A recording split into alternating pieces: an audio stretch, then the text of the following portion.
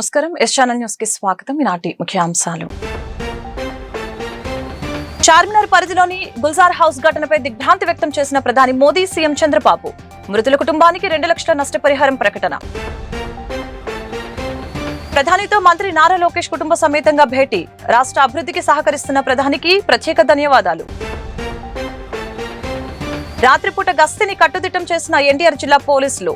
Hotels, లాడ్జ్లలో విస్తృత తనిఖీలు. హైదరాబాద్ చార్మినార్ పరిధిలోని గుల్జార్ హౌస్ ప్రమాద ఘటనపై ప్రధాని మోదీ, సీఎం చంద్రబాబు నాయుడు స్పందించారు. ఈ ప్రమాద ఘటన తీవ్రంగా కలిచివేసిందని ప్రధాని మోదీ వ్యాఖ్యానించారు. మృతుల కుటుంబాలకి 2 లక్షల చొప్పున పరిహారం ప్రకటించారు. ఈ దుర్ఘటనపై సీఎం చంద్రబాబు సంతాపం వ్యక్తం చేశారు. ఆదివారం ఉదయం చార్మినార్ పరిధిలోని గుల్జార్ హౌస్ లో సంభవించిన అగ్ని ప్రమాదంపై ప్రధాని మోదీ దిగ్భ్రాంతి వ్యక్తం చేశారు. దుర్ఘటన తననెంతో కలిచివేసిందని చెప్పారు. మృతుల కుటుంబాలకి ప్రగాఢ సానుభూతి తెలిపిన ప్రధాని క్షతగాత్రులు త్వరగా కోలుకోవాలని ఆకాంక్షించారు. మృతుల కుటుంబాలకి 2 లక్షల చొప్పున పరిహారం ప్రకటించారు. అలాగనే గాయపడిన వారికి 50,000 చొప్పున పరిహారం ఇస్తామని తెలిపారు. కాగా గుల్జార్ హౌస్ లో చోటు చేసుకున్న అగ్ని ప్రమాదంలో ఇప్పటి వరకు 17 మంది మృతి చెందారు.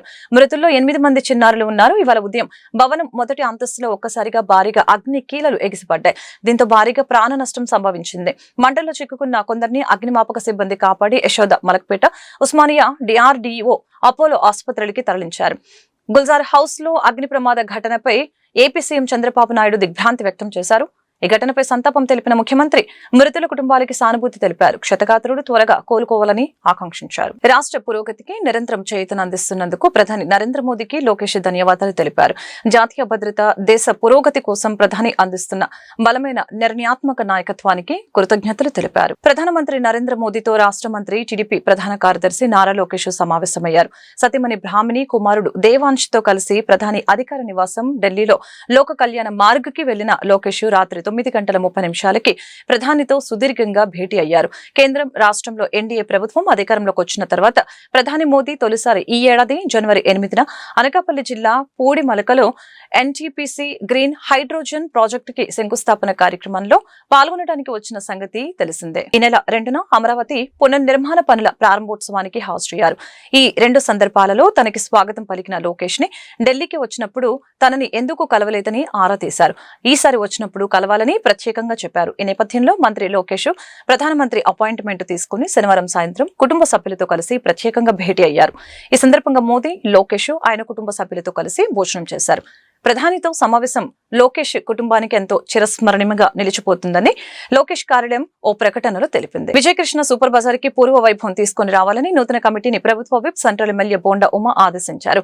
నాణ్యతను, సరుకులతో సరసమైన ధరలకి అన్ని రకాల ప్రజా అవసరాలు తీర్చే ఏకైక super bazaar Vijayakrishna super bazaar అని కొనియాడారు. బందర్ రోడ్లోని విజయకృష్ణ సూపర్ బజార్ నూతన పాలక మండలితో super bazaar MD Kiran Kumar తో కలిసి ప్రభుత్వ విప్ సెంట్రల్ నియోజకవర్గ శాసనసభ్యులు బోండా ఉమామేశ్వరరావు, తూర్పు ఎమ్మెల్యే గద్దె రామ్మోహన్లు ప్రమాణ స్వీకారోత్సవం చేయించారు. సూపర్ బజార్ చైర్మన్ గా వెలగా సురేష్ బాబు, పాలక మండలి సభ్యులుగా మోతుకూరి కాసిం, పడమటి రామకృష్ణ, దొంగర ఆంజనేయులు, బెవర సూరి, కడియం శివప్రకాష్, వేలుపుల రాజేష్లు ప్రమాణ స్వీకారోత్సవం చేశారు. ఈ సందర్భంగా ఎమ్మెల్యేలు మాట్లాడారు. మొట్టమొదట ప్రజా అవసరాలు తీర్చేటువంటి నాణ్యతతో కూడిన అన్ని రకాలైనటువంటి సరుకుల్ని సరసమైన ధరలకి అందించడం విజయకృష్ణ సూపర్ బజార్ ప్రత్యేకత అని సూపర్ బజార్ యొక్క చరిత్రను వివరించారు. డిమార్ట్, రిలయన్స్, అలాగనే బిగ్ బజార్, మెట్రో లాంటి కార్పొరేట్ సంస్థలు రాకముందు విజయకృష్ణ సూపర్ బజార్ విజయవాడ నగరంలోనే కాకుండా యావత్ జిల్లాలోని ప్రజలందరి అవసరాలను తీర్చేటువంటి విధంగా ఆనాడు ముందుకు సాగుతూ ఉండేదని, ఆ తర్వాత కాలంలో దీనిపై ప్రత్యేక శ్రద్ధ పెట్టకపోవడంతో కొంతమేరకు వెనకపడిందని చెప్పారు. ఇప్పుడు నూతనంగా ఎన్నిక కాపాడిన ఈ పాలక మండలి మంచి లాభాలను చేకూర్చే విధంగా విజయకృష్ణ సూపర్ బజార్ ని ముందుకు తీసుకుని వెళ్తారని ఆకాంక్షించారు. పురాతనమైనటువంటి మంచి చరిత్ర కలిగినటువంటి విజయవాడ నగరానికే కోఆపరేటివ్ వ్యవస్థలో సూపర్ మార్కెట్ని మొట్టమొదట విజయవాడ నగరానికి పరిచయం చేసినటువంటి విజయకృష్ణ సూపర్ బజార్ అంటేనే ఒక బ్రాండ్ ఇది. అటువంటి విజయకృష్ణ సూపర్ బజార్కి అనేక బ్రాంచ్లు ఉన్నాయి. దానికి నూతనంగా కమిటీని ఏర్పాటు చేసుకుంటూ ఇవాళ చైర్మన్గా విద్యాధికుడు, అడ్వకేటు మా సోదరుడు వెలగా సురేష్ని చైర్మన్గా, అలాగే కమిటీ మెంబర్లుగా, డైరెక్టర్లుగా వేల్పుల రాజేష్, మోత్కూరి కాసిము, అలాగే పడమటి రామకృష్ణ, దొంగర ఆంజనేయులు, అలాగే ప్రకాష్, అలాగే బేవర సూరి, వీళ్ళందరినీ కూడా డైరెక్టర్లుగా ఏర్పాటు చేసి ఈరోజు ఇప్పుడే గౌరవ అధికారి super market chairman MD Kiran గారి చేతుల మీదుగా ప్రమాణ స్వీకారం కూడా చేసుకోవడం సంతోషం, ఆనందదాయకం. ఇవాళ గత 5 సంవత్సరాల్లో కోఆపరేటివ్ వ్యవస్థ మొత్తం నిర్వీర్యం అయిపోయింది. ఈ శాఖలో ఎక్కడా కూడా కుప్పకూలిపోయినటువంటి వ్యవస్థని మళ్ళా ఇప్పుడు ముఖ్యమంత్రి చంద్రబాబు నాయుడు గారి ఆధ్వర్యంలో తిరిగి సహకార వ్యవస్థకి ఊపిరి పోస్తున్నాం. మళ్ళీ ఈ వ్యవస్థని పూర్వ వైభోగం తీసుకొస్తాం. ముఖ్యంగా విజయవాడ నగరంలో నమ్మకానికి నాణ్యతకు పేరైనటువంటి ఈ సూపర్ మార్కెట్కి పూర్వ వైభోగం తీసుకొస్తాం. ధరల విషయంలో కానీ నాణ్యత విషయంలో కానీ ఎక్కడా రాజీ పడకుండా ప్రభుత్వ పరంగా ప్రజలకి మెరుగైన సేవలు అందించే విధంగా ఈ కమిటీ బాధ్యత తీసుకుంటుందని, అలాగే ప్రభుత్వ పరంగా అన్ని రకాలుగా ఈ కోఆపరేటివ్ వ్యవస్థకి మళ్ళా తిరిగి పూర్వ వైభోగం విజయకృష్ణ సూపర్ బజారు పొందేదానికి అన్ని రకాలుగా ఈ నియోజకవర్గ శాసనసభ్యుడిగా ప్రభుత్వ విప్పుగా అండగా ఉంటానని, అలాగే మా డైరెక్టర్లు చైర్మన్ నిత్యం కూడా ఈ సంస్థ అభివృద్ధికి సెంట్రల్ నియోజకవర్గపు ఎమ్మెల్యే ప్రభుత్వ విప్ పొలిట్ బ్యూరో సభ్యులు శ్రీ బోండా ఉమామహేశ్వరరావు గారి ఆధ్వర్యంలో మన విజయకృష్ణ సూపర్ బజార్ యొక్క నూతన కమిటీని వేయుట ప్రారంభించారు.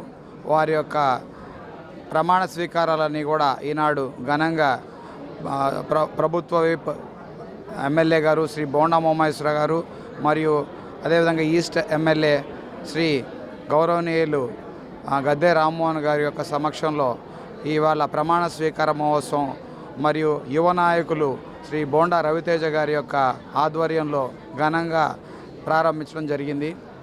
అదేవిధంగా సామాన్య కార్యకర్త కూడా మహోన్నత స్థాయికి ఏ విధంగా తీసుకెళ్లగలరో కష్టపడితే పార్టీ కోసం శ్రమించి అనుసరించి వారి విధానాలను అనుసరించి వారి యొక్క సేవా కార్యక్రమాల ముందుకు తీసుకెళ్లగలిగితే బోండా ఉమామహేశ్వరరావు గారు ఎల్లవెల్లలా ఎప్పుడు కూడా సామాన్య కార్యకర్తను కూడా ఊహించని విధంగా పైకి తీసుకెళ్ళగలిగేటటువంటి తత్వం మా ఉమ్మన్న గారిది. అదేవిధంగా ప్రభుత్వం ఇచ్చేటటువంటి మంచి సేవా కార్యక్రమాలు కానివ్వండి, ఎటువంటి సంక్షేమ కార్యక్రమాలు కానివ్వండి, మన రాష్ట్రం మొత్తం మీదట మన నియోజకవర్గంలోనే చాలా ముందుందని చెప్పేసి సగర్వంగా తెలియపరుచుకుంటా ఉన్నాము. మాకు ఇవి పదవులులా మేము భావించడం లేదు. మేము ఒక బోండా ఉమామహేశ్వరరావు గారు మా మీద పెట్టిన బాధ్యతలా మేము గ్రహించి, అదేవిధంగా ఈ మాకున్నటువంటి పదవీ కాలంలో ఈ లోటుపాట్లు ఉన్నటువంటి ఈ విజయకృష్ణ సూపర్ బజార్ని ఇంకా మహోన్నత స్థాయికి తీసుకెళ్లడానికి ఈ విజయవాడ నగరంలో జనసేన పార్టీని బలోపేతం చేసే లక్ష్యంగా ప్రతి జన సైనికుడు పనిచేయాలని ఆ పార్టీ జిల్లా అధ్యక్షులు సామినేని ఉదయపాను పిలుపునిచ్చారు. ముఖ్యమంత్రి చంద్రబాబు, ఉప ముఖ్యమంత్రి పవన్ కళ్యాణ్ నాయకత్వంలో కూటమి ప్రభుత్వానికి మంచి పేరు తీసుకుని వచ్చేలాగా క్రమశిక్షణతో మెలగాలని సూచించారు. రాబోయే విజయవాడ కార్పొరేషన్ ఎన్నికల్లో 100% స్ట్రైక్ రేటుతో గెలిపే లక్ష్యంగా శ్రమించాలని ఆయన దిశానిర్దేశం చేశారు. జనసేన పార్టీ క్రియాశీలక సభ్యత్వం కిట్స్ పంపిణీ కార్యక్రమంలో 36వ డివిజన్ జనసేన పార్టీ అధ్యక్షులు యాంపాటి ప్రభుజీ ఆధ్వర్యంలో విజయవాడ కందుకూరి కళ్యాణ మండపంలో నిర్వహించారు. కార్యక్రమానికి ముఖ్య అతిథిగా జనసేన పార్టీ ఎన్టీఆర్ జిల్లా అధ్యక్షులు సామినేని ఉదయపాను హాజరయ్యారు. అనంతరం ఆయన చేతుల మీదుగా పలువురి జన సైనికులకి పార్టీ సభ్యత్వం తీసుకున్న వారికి క్రియాశీలక సభ్యత్వం కార్డుల్ని, పార్టీ అధ్యక్షులు పవన్ కళ్యాణ్ సందేశ పత్రాలని పంపిణీ చేశారు. ఈ సందర్భంగా ఆయన మాట్లాడారు. జనసేన పార్టీ బలోపేతం కోసం క్రియాశీలక సభ్యత్వాలు విజయవాడ నగర వ్యాప్తంగా అన్ని డివిజన్లు కూడా నిర్వహించి పార్టీని బలోపేతం చేసిన ప్రతి ఒక్కరికి అభినందనలు తెలియజేశారు. త్వరలో రానున్న మున్సిపల్, స్థానిక సంస్థ ఎన్నికల్లో కూడా జనసేన పార్టీ అభ్యర్థుల గెలుపు కోసం ప్రతి ఒక్క జన సైనికుడు పనిచేసే వారి గెలుపు కోసం భాగస్వామ్యం అవ్వాలని పిలుపునిచ్చారు. విజయవాడ నగరంలో జనసేన పార్టీని బలోపేతం చేసే లక్ష్యంగా ప్రతి ఒక్కరు పనిచేయాలని ఈ సందర్భంగా సూచించడం జరిగింది. ఈ కార్యక్రమంలో సెంట్రల్ జనసేన పార్టీ సమన్వయకర్త బొలిశెట్టి వంశీకృష్ణ, జనసేన పార్టీ రాష్ట్ర కార్యదర్శి Ammisetti Vasu, central Andhra zone convener Badita Shankar, Vijayawada Janasena పార్టీకి చెందిన పలువురు డివిజన్ అధ్యక్షులు, నగర పార్టీ నాయకులు, కార్యకర్తలు పాల్గొన్నారు. సెంట్రల్ కాన్స్టిట్యున్సీలో ఏర్పాటు చేసిన 36 డివిజన్లో ఏర్పాటు చేసిన సమన్వయకర్త ప్రభు గారు మరి వారి ఆధ్వర్యంలో ఇవాళ మెంబర్షిప్ డ్రైవ్ ఈ డివిజన్లో సభ్యత్వాన్ని తీసుకున్న వారందరికీ కూడా ఇవాళ వారందరికీ కిట్స్ పంపిణీ కార్యక్రమాన్ని కూడా ఏర్పాటు చేశాం. ముఖ్యంగా రాబోయే రోజుల్లో విజయవాడ నగరంలో జనసేన పార్టీని బాగా బలోపేతం చేస్తాం.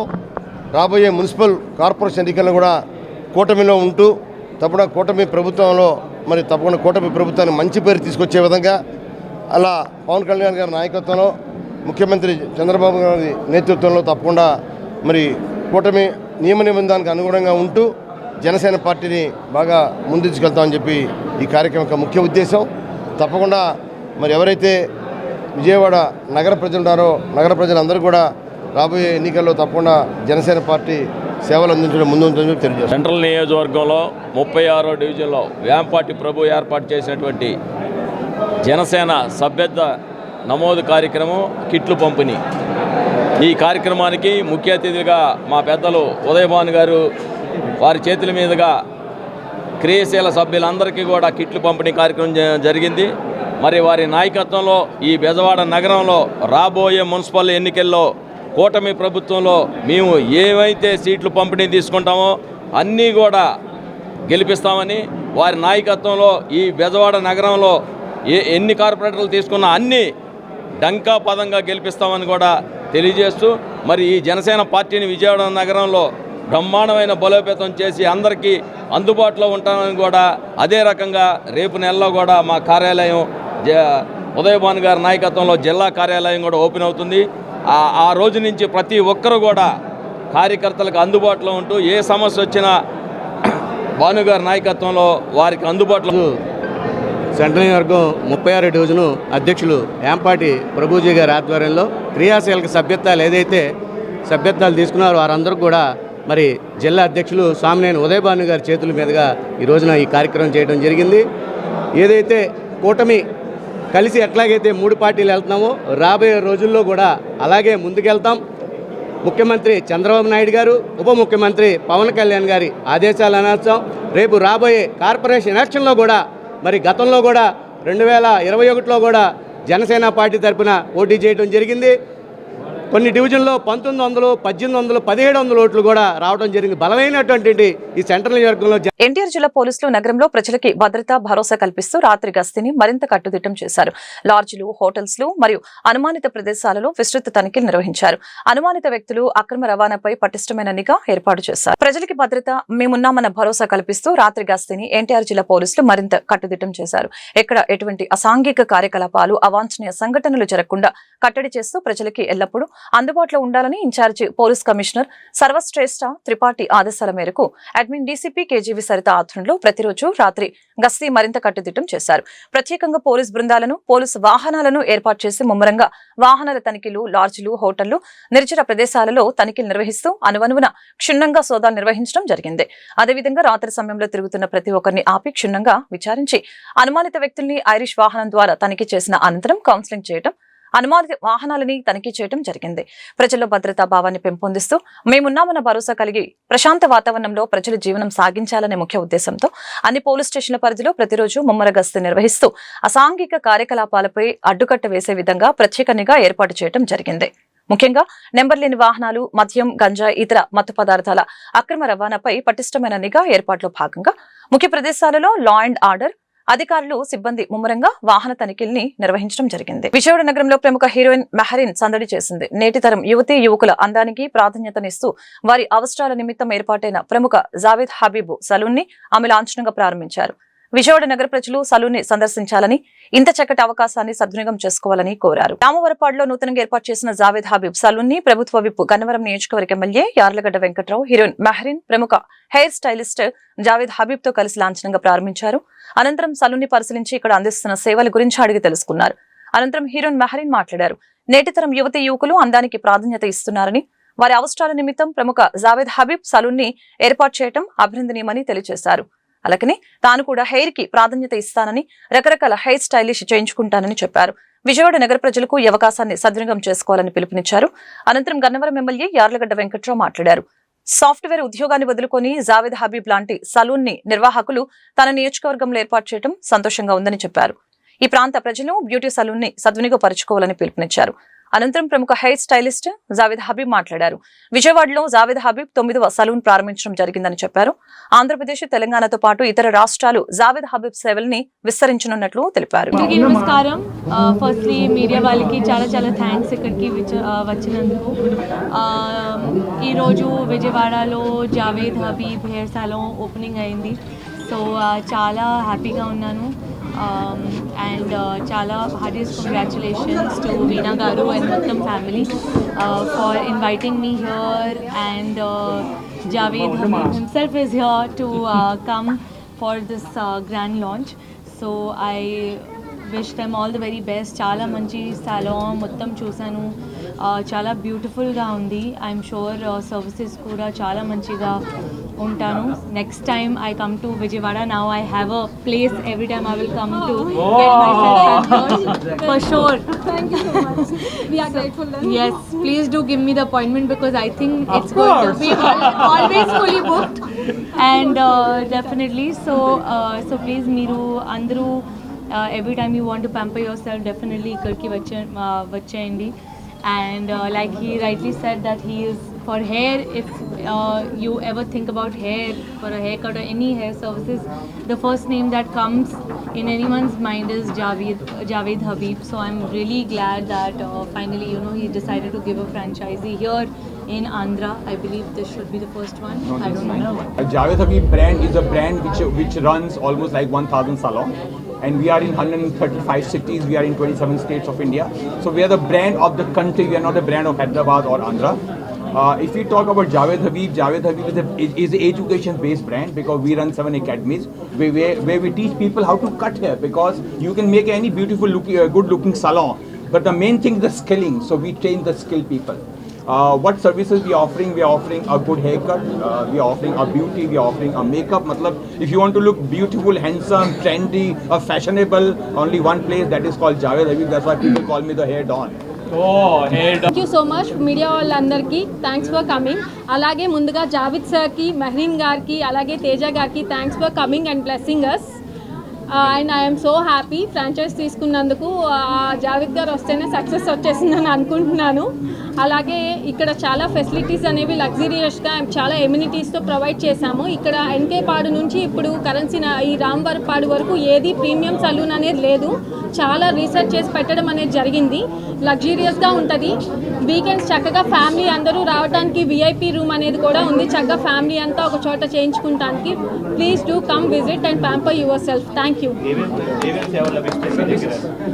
Like pedicure, manicure, waxing and hair treatments and other facials, different of keratin treatments అన్నీ ఉంటాయండి. Please do visit.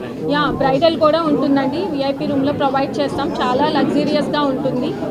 I hope promise మళ్ళీ ఒకసారి వస్తే కమ్బ్యాక్ అవుతారు. అండ్ ఇప్పుడు 30% ఆఫర్ అనేది రన్ అవుతుంది ఈ మంత్ ఎండ్ వరకు ఇప్పటి నుంచి. ప్లీజ్ ఈ లోపు వచ్చి హోప్ఫుల్లీ ఆఫర్ని క్లెయిమ్ చేసుకుంటారని. సంస్కృతి, చారిత్రక సంపద పరిరక్షణలో మ్యూజియాల పాత్ర విశిష్టమైనదని, ఇవి విభిన్న సంస్కృతుల్ని తరతరాలకి పరిచయం చేసే విజ్ఞాన భాండాగారాలని ఎన్టీఆర్ జిల్లా కలెక్టర్ డాక్టర్ జి లక్ష్మీషా తెలిపారు. మ్యూజియాలు కేవలం జ్ఞాపకాల గదులు మాత్రమే కాదని అవి మన నాగరికతకు దర్పణాలని అన్నారు. అంతర్జాతీయ మ్యూజియం దినోత్సవం సందర్భంగా కలెక్టర్ లక్ష్మీషా ఆర్కియాలజీ, రెవెన్యూ, పర్యాటకం, పట్టణ పరిపాలన, ఇతర శాఖల అధికారులు, adventure tours and travels association ప్రతినిధులతో కలిసి కొండపల్లి కోటలోని మ్యూజియం సందర్శించారు. కొండపల్లి బొమ్మల కళాకారుల వీధి నుంచి కిల్లాకు ట్రెక్కింగ్ చేశారు.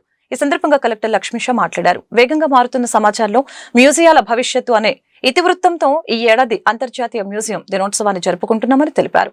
ఆధునిక సమాజ అవసరాలకు అనుగుణంగా చారిత్రక వారసత్వాన్ని కాపాడుతూ మ్యూజియాల అభివృద్ధి చెందుతున్న తీరుకి ఇది అద్దం పడుతుందని పేర్కొన్నారు.